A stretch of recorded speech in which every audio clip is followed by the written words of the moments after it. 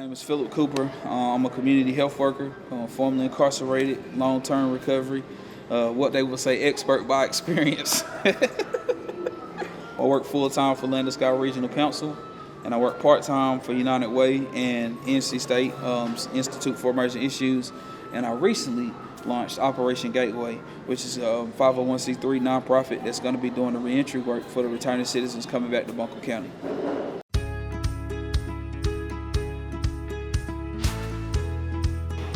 A lot of meetings, but there's also like times when I have to put out some fires.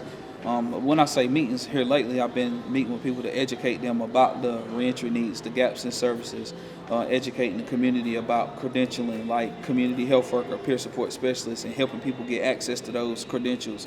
But I oversee a team, so a typical day could look anything like, like I had a job interviewed a person that's applying to work for Landis-Scott. And then after that, I had a meeting with the staff. We're talking about budget, moving numbers around. Then I got into it with somebody that works for the county, and that ain't over. Like, I'm getting ready to speak my truth to power. So I say a typical day looks like, politicking, speaking truth to power, fighting for resources. Like, I had one meeting that I was in a Zoom meeting, and I had to get off that Zoom meeting because we short staffed right now. Remember I said we was interviewing somebody, but I had to hop off my Zoom meeting with NC State to hop on the computer. We have a female, formerly incarcerated female in our program that doesn't have, her phone minutes ran out, and she's in between jobs.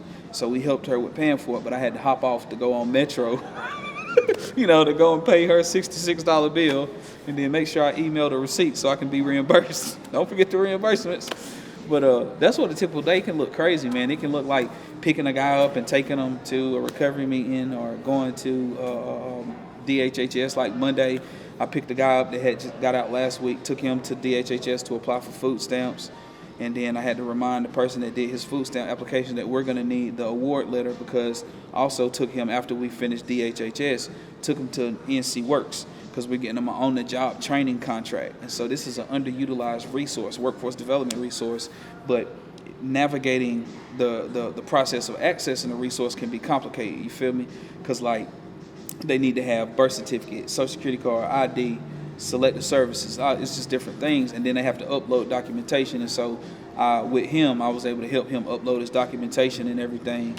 But that's what it is. It's like boots on the ground, bro. Like, sometimes we could take somebody to get a food box, because even if you do apply for food stamps, they don't come for like 7-10 days. What are you doing till your card comes? So we take people to get food boxes. Like, when I got out of prison, bro, I couldn't even get food stamps, you feel me? I couldn't get food stamps when I got out because I had a certain drug charge. And so us being cognizant of the barriers that people face, we can always be like proactive in addressing them.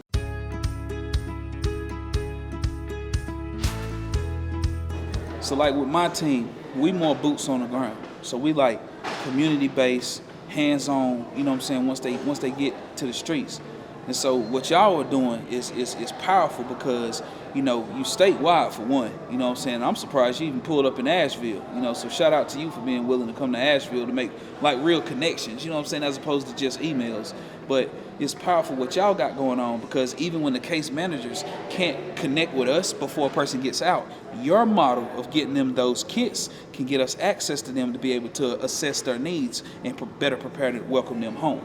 And so maybe that's the way that we're going to have to figure this thing out, because at the end of the day, it helps the case. What we doing helps the case managers out. So hopefully it's going to be an easy conversation whenever you meet with the right folks, for them to see the value of what you're doing.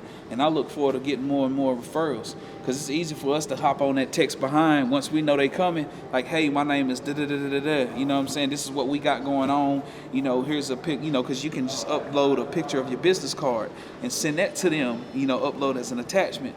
Say, here, we want to hear from your caseworker, man. This is what we can do, if you need any help. And that's magical. It's efficient.